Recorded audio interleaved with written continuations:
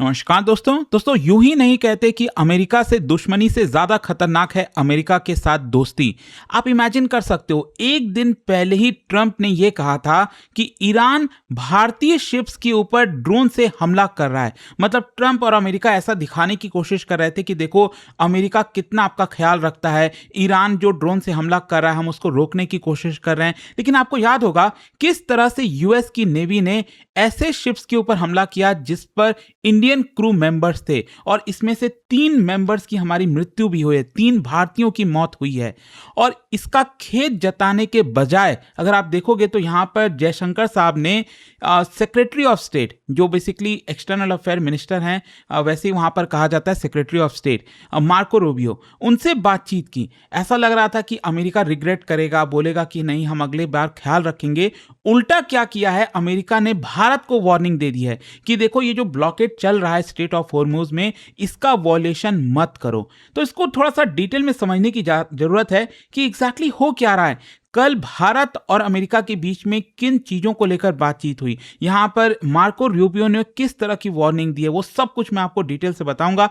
चलिए आगे बढ़ते हैं, लेकिन उससे पहले आप सबको बता दूं, आप में से जो भी लोग यूपीएससी की तैयारी कर रहे हैं, स्टडी आईक्यू आईएएस पर इस समय आरंभ ऑफर चल रहा है जिसपे 50% फ्लैट डिस्काउंट सभी यूपीएससी कोर्सेज पर मिलेगा। 2027 हो, 28 हो, 29 हो, कोई भी बैच आप लेना चाहते हो, इसमें 1-to-1 mentorship, test series, revision, 18 books आपके घर पर पहुंचाए जाते हैं। मतलब वहां पर अलग अलग फीचर्स हैं, जो भी फीचर्स की आपको रिक्वायरमेंट है वो वाला पैकेज आप चूज कर सकते हैं। कोई भी अगर आपको डाउट है, प्रॉब्लम है, ये फोन नंबर दिया है, इस पर कॉल करिए एंड यूज करिएगा कोड अंकित लाइव मैक्सिमम डिस्काउंट के लिए।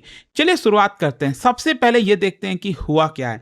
देखिए पिछले एक हफ्ते में आप सब जानते हो कि यूएस की जो नेवल फोर्सेज है उन्होंने मल्टीपल कमर्शियल टैंकर्स के ऊपर हमला किया और इसमें भारत का काफी नुकसान हुआ। एंड स्पेशली अगर आप देखोगे ये जो मैप है स्ट्रेट ऑफ हॉर्मुज के बारे में तो आप सब जानते हो, यहां पर ओमान एक प्रकार से न्यूट्रल कंट्री आप कह सकते हैं।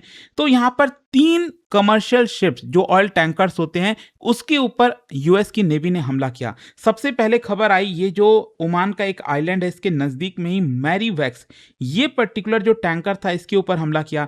24 भारतीय क्रू मेंबर्स थे, उनको कैसे जैसे करके बचाया गया। उसके बाद दूसरी खबर आती है यहाँ पर सेतेबेलो पर अगर आप देखोगे तो अगेन 24 भारतीय थे जिसमें से 21 की जान बचाई गई ओमान अथॉरिटीज के द्वारा। लेकिन अनफॉर्चुनेटली 3 भारतीयों की यहां पर मौत हो जाती है। मतलब अमेरिका ने जो मिसाइल लॉन्च किया था सेतेबेलो पे, वो यहां पर एक प्रकार से बहुत घातक साबित हुआ और यहां पर अमेरिका रुका नहीं, तीसरा हमला कर दिया। यहां पर आप एक पोर्ट देख सकते हो ओमान का, उसके नजदीक में ही जलवीर, ये जो पर्टिकुलर शिप था, ऑयल टैंकर था, इस पे भी भारतीय क्रू मेंबर्स थे, इनके ऊपर भी हमला किया। ऑल्दो यहां पर सभी भारतीयों को बचा लिया गया था। लेकिन बात यह है कि अमेरिकन नेवी लगातार शिप्स के ऊपर, और वो ये समझिए ये कमर्शियल शिप है, ये कोई ऐसा तो है नहीं कि इसमें सोल्जर्स तैनात हैं वो अपने आप को बचा पाएंगे, यहां पर मिसाइल्स लगी हुई है, ये एक सिविलियन शिप है। आप इस तरह से डायरेक्ट वो भी मिसाइल से हमला कैसे कर सकते हैं। अच्छा, यहां पर क्वेश्चन यही आता है कि अमेरिका ने क्यों ऐसा किया। देखो आप सब जानते हो कि 28 फरवरी से लेकर अभी तक लगातार जो वॉर है चलता जा रहा है। ट्रंप क्लेम तो कर रहे हैं कि आज यहां पर जो वॉर है रुक जाएगा, स्ट्रेट ऑफ हॉर्मुज खुल जाएगा। एग्जैक्टली क्या होगा क्या नहीं इसके बारे में तो नहीं पता, लेकिन यहां पर ऑब्जेक्टिव क्या था अमेरिका का। अमेरिका बेसिकली ये कह रहा था कि हम ईरान का जितना भी ऑयल एक्सपोर्ट का रेवेन्यू है वो रोकना चाहते हैं, यहां पर ईरान के ऊपर इकोनॉमिक प्रेशर डालना चाहते हैं और जो सैंक्शंस इवेट किया जा रहा है उसको रोकना चाहते हैं। और ब्लॉकेड लगा दिया गया 13 अप्रैल से अमेरिका के द्वारा। अमेरिका का यह कहना है कि जो भी शिप ईरानियन ऑयल को लेकर जाएगा या फिर ईरान के पोर्ट पर जाएगा, हम उसके ऊपर हमला करेंगे। अब देखो सवाल यही आता है कि अमेरिका कौन होता है। मतलब ऐसे तो अमेरिका कल के डेट में इंडियन ओशन में कह देगा, इंडियन ओशन तो ये है ही है, मान लो बे ऑफ बंगाल में आ जाए अमेरिका, वो कह दे कि नहीं यहाँ से हम कोई भी शिप गुजरने नहीं देंगे, अगर आप जाओगे तो मतलब आप वॉयलेशन कर रहे हो, हम आपके ऊपर हमला कर देंगे। मतलब अमेरिका कौन होता है ये बातें कहने वाला। अगर कोई चीज निकलनी है तो सारे दुनिया की सहमति होनी चाहिए, एटलीस्ट कम से कम यूनाइटेड नेशन से तो कोई चीज पास होना चाहिए। मतलब अमेरिका ने बोल दिया तो मतलब वो रामबाण है कि उससे बड़ा तो कुछ हो ही नहीं सकता। इस तरह से थोड़ी चीजें होनी चाहिए और इसीलिए अगर आप देखोगे तो भारत काफी ज्यादा नाराज भी था।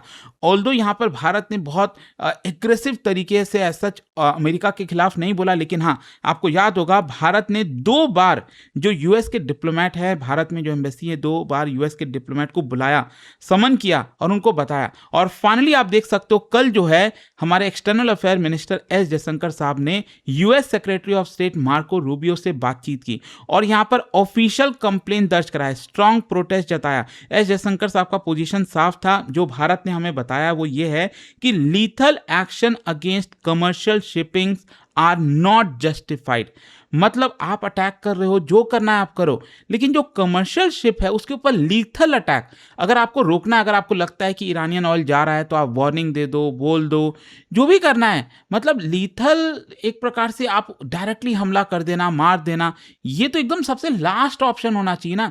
ये कोई ऐसा तो है नहीं कोई सबमरीन है या फिर कोई और शिप है, अटैक शिप है जो आप पर हमला कर देगा।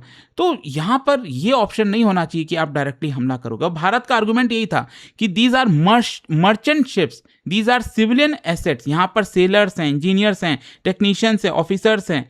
इंडिया का आर्गुमेंट यही था कि अगर शिप वॉयलेट कर भी रहा था, मान लीजिए सैंक्शन, अब सैंक्शन तो एक तो पहली बात आपने लगाया, हम क्यों माने, मान लो अगर आपने लगा भी दिया तो आपको डेडली फोर्स का इस्तेमाल नहीं करना चाहिए। This is completely unacceptable. दूसरा क्या है कि भारत के सी फेयरर्स आपको पूरे दुनिया में मिलेंगे।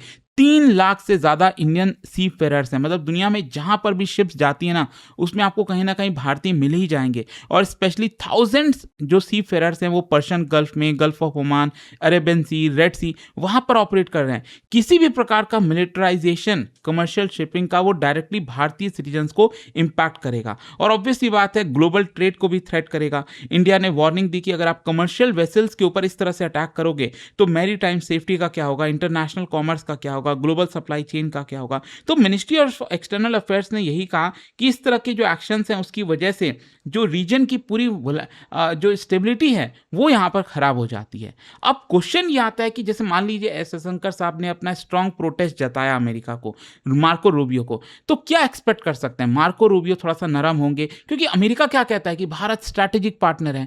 आप स्ट्रैटेजिक पार्टनर को से बातचीत करते हो, कहते हो कि हाँ हमें खेद है कि भारतीयों की मृत्यु हुई है, हम कोशिश करेंगे कि यहाँ पर अगली बार ऐसा कुछ भी ना हो, हम इस तरह से अटैक नहीं करेंगे। हम ये एक्सपेक्ट कर रहे थे।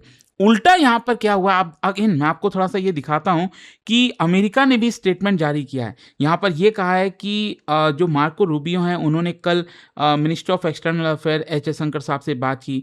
दोनों की जो ऑफिशियल डिस्कशंस हैं वो स्ट्रेट ऑफ हॉर्मुज पर हुए एंड सेक्रेटरी ने यह बताया कि जो कमर्शियल वेसल्स हैं they should immediately comply with orders from US forces as they seek to uphold peace and security of the state. और साथ ही साथ मार्को रूबियो ने अंडरस्कोर किया that violations of the US blockade and the illicit transport of Iranian oil ये हम tolerate नहीं करेंगे। मतलब अमेरिका उल्टा भारत को वार्निंग दे रहा है, कह रहा है कि जो भी कमर्शियल वेसल्स हैं वो यूएस के ऑर्डर को मानो, अगर आप ब्लॉकेड का वॉलेशन करोगे तो हम टॉलरेट नहीं करने वाले और ईरानियन जो ऑयल ट्रांसपोर्ट होगा हम उसको लगातार अटैक करते रहेंगे। मतलब उल्टा ये कह रहे हैं कि हम और ज्यादा अटैक करेंगे आपके ऊपर। और इसीलिए आप देखो भारत में इसको लेकर भी आवाज उठ रहा है, सोशल मीडिया से लेकर हर जगह आप देख सकते हैं। यहां पर जो शशि थरूर साहब हैं उन्होंने भी काफी कहा कि इट इज डीपली शॉकिंग कि यूएस का जो स्टेटमेंट आया, ऑफिशियल स्टेटमेंट आया, बहुत ज्यादा शॉकिंग है। इसके अंदर कोई भी एक्सप्रेशन ऑफ रिग्रेट नहीं है, कंडोलेंस नहीं है for the loss of innocent Indian lives. How can a friend and strategic partner be so deeply insensitive. उन्होंने कहा कि हम यहां पर नॉन कंप्लायंट जो कमर्शियल वेसल्स हैं उसको दूसरा माध्यम क्यों नहीं ले सकते उसको रोकने का, हमें लीथल मीन्स ही क्यों लेना है, नॉन लीथल मीन्स क्यों नहीं ले सकते। प्रैक्टिकली जितने भी मर्चेंट शिप्स नेविगेट कर रहे हैं क्रूशल वाटर्स में उसमें भारतीय क्रू मेंबर्स हैं। इसका मतलब ये साफ है कि जो भी यूएस की मिसाइल आएगी वो भारतीयों के ऊपर हमला होगा and this approach is unacceptable. Shashi Tharoor ने आशा जताई कि एस जयशंकर साहब ने ये चीज मार्को रूबियो को क्लियर कहा होगा कि आप इस तरह से जो कर रहे हो दिस इज कंप्लीटली अनएक्सेप्टेबल। अच्छा, मार्को रूबियो का स्टेटमेंट इतना कंट्रोवर्शियल क्यों है? क्योंकि सबसे कंट्रोवर्शियल पार्ट आप समझिए, यूएस फोर्स जो है वो बाइंडिंग ऑर्डर्स जारी कर रही है जो कि इंटरनेशनली अगर आप देखोगे तो उसकी कोई वैल्यू नहीं है। इट जस्ट दैट कि अमेरिका स्ट्रांग है, नेवल पावर है, बड़ी शक्ति है, तो वो जो चाहे वो फिर कराए। कई सारे जो कंट्रीज हैं इंक्लूडिंग इंडिया वो फ्रीडम ऑफ नेविगेशन को सपोर्ट करते हैं। स्ट्रेट ऑफ हॉर्मुज जो है वो अमेरिका की टेरिटोरियल वाटर में तो आता नहीं है, इंटरनेशनल मैरीटाइम चोक पॉइंट है। तो यहाँ पर मेजर क्वेश्चन यही होता है कि क्या अमेरिका लीगली जितने भी शिप्स हैं उनको अपने ऑर्डर के थ्रू कुछ भी निर्देश दे सकता है। देखो यहाँ पर डिपेंड करता है कि आप किस पोजीशन पर खड़े हो। अगर आप अमेरिका की तरफ हो तो अमेरिका ये आर्गुमेंट दे रहा है कि जो लॉफुल मैरीटाइम एनफोर्समेंट है वो हम कंडक्ट कर रहे हैं, सैंक्शंस इवेड किया जा रहा है इसलिए हमने हमला किया, शिप जो हैं वो ब्लॉकेड को वॉयलेट कर रहे थे, रूल्स को वॉयलेट कर रहे थे और ये कहीं ना कहीं बड़ा खतरा है, हम इसको अलाउ नहीं करेंगे। नॉन कंप्लाइंट वेसल्स जो हैं वो उनके ऊपर फोर्सफुल एक्शन होगा। ये अमेरिका का पोजीशन है। लेकिन दूसरी तरफ भारत और बाकी के जो अपोजिशन व्यूज हैं वो यही है कि जो ब्लॉकेड है इसका कोई इंटरनेशनल अप्रूवल तो हुआ नहीं है, यूएन से ना भी आपने पास कराया है। अमेरिका कौन होता है? ऐसे तो कोई भी देश बोल दे कि भाई ये अलाउड नहीं है, ऐसे नहीं होना चाहिए। मर्चेंट वेसल जो है वो सिविलियन प्रोटेक्शन होता है उनके ऊपर। इंटरनेशनल लॉ के आधार पर आप किसी भी मर्चेंट शिप के ऊपर अटैक नहीं कर सकते। लीथल जो फोर्स है वो तो आपका लास्ट रिजॉर्ट होना चाहिए, उल्टा यहां पर आप पहले ही अटैक कर दे रहे हैं। अच्छा, यहां पर एक चीज समझिए, भारत इतना वल्नरेबल क्यों है? सिंपल सी बात है, हमारा बहुत ज़्यादा ट्रेड होता है वेस्ट एशिया के साथ, एनर्जी पर हम डिपेंडेंट हैं। सऊदी अरब, इराक, यूएई, कतर, इन सब से हम ऑयल मंगाते हैं, गैस मंगाते हैं और ज़्यादातर एनर्जी होर्मुज से पास होता है। तो यहाँ पर कोई भी अगर डिसरप्शन आएगा, प्रॉब्लम आएगा, भारत की इकोनॉमी पर असर करेगा और इसीलिए कहीं ना कहीं वहाँ से हम अपना जो ऑयल है वो इधर लाने की कोशिश कर रहे हैं। अच्छा, भारत के लिए भी बड़ा स्ट्रैटेजिक डायलेमा हो गया है। यहाँ पर 3 प्रायोरिटीज़ हैं जो जिसके ऊपर भारत को ध्यान देना है। अब किस पर जाए? सबसे पहला है कि यूएस के साथ भी मेंटेन करना है रिलेशन। यूएस के साथ हम इंडो पैसिफिक में डिफेंस, इंटेलिजेंस, क्वाड हर जगह कोऑपरेट कर रहे हैं। यहाँ पर स्ट्रैटेजिक पार्टनर कहा जाता है, तो हमें ये संभालना है। दूसरा, हमारा जो एनर्जी सिक्योरिटी है उसको प्रोटेक्ट करना है। ट्रांसपोर्टेशन इंडस्ट्री, फर्टिलाइजर प्रोडक्शन, ये सब कुछ हमारे लिए इंपॉर्टेंट है। और तीसरा, हम ईरान के साथ भी दुश्मनी नहीं बढ़ा सकते। मतलब भारत का लॉन्ग स्टैंडिंग इंटरेस्ट रहा है एनर्जी इंपोर्ट में, रीजनल स्टेबिलिटी में, तो भारत सभी के साथ रिलेशन मेंटेन करना चाहता है। अच्छा, यहां पर एक और बात है, ये जो है वो G7 समिट के जस्ट पहले आ रहा है। इनफैक्ट मैं आपको बता दूं, ये कंफर्मेशन आया है कि पीएम मोदी डोनाल्ड ट्रंप से बातचीत करने वाले हैं। बायलैटरल बातचीत होगी G7 समिट के दौरान। फ्रांस गए हैं पीएम मोदी, देखते हैं वहां पर क्या बातचीत होता है। लेकिन यहां पर डेफिनेटली मैरीटाइम सिक्योरिटी को लेकर, सेफ्टी ऑफ इंडियन सेलर्स को लेकर बातें उठाई जाएंगी। And I am damn sure, अगर आप देखिएगा जब बातें होंगी पीएम मोदी और ट्रंप के बीच में, तो यह हेडलाइन आएगा कि पीएम मोदी ने इंडियन सेलर्स को लेकर मुद्दा उठाया ट्रंप के साथ। ये देख लेना आप, डेफिनेटली होने वाला है। देखते हैं अब इसको लेकर क्या अमेरिका सचेत होता है, थोड़ी बुद्धि आती है कि नहीं।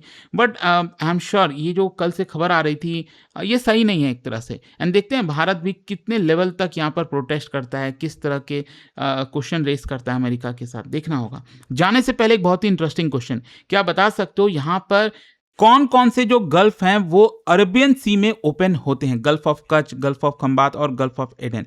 इसका राइट आंसर जो है आप सब जानते हैं, मेरे इंस्टाग्राम पर तो मिलेगा ही, वहां पर अगर आप नहीं हो कोई बात नहीं, टेलीग्राम से ले सकते हैं इसका सही उत्तर। और दोस्तों, जैसा मैंने आपको बताया, अगर आप यूपीएससी की तैयारी कर रहे हैं, स्टडी IQ पर 50% डिस्काउंट मिल रहा है। बहुत ही लिमिटेड टाइम के लिए ऑफर है। यहाँ पर 1-to-1 mentorship, test, revision, assessment, in fact हम स्मार्ट मॉडल लेकर आए जिसमें आप अपनी प्रोग्रेस को ट्रैक कर सकते हो एक डैशबोर्ड के थ्रू। और कोई आपको डाउट है, प्रॉब्लम है, ये फोन नंबर है, इस पे कॉल कर लीजिएगा, यूज करिए कोड अंकित लाइव मैक्सिमम डिस्काउंट के लिए।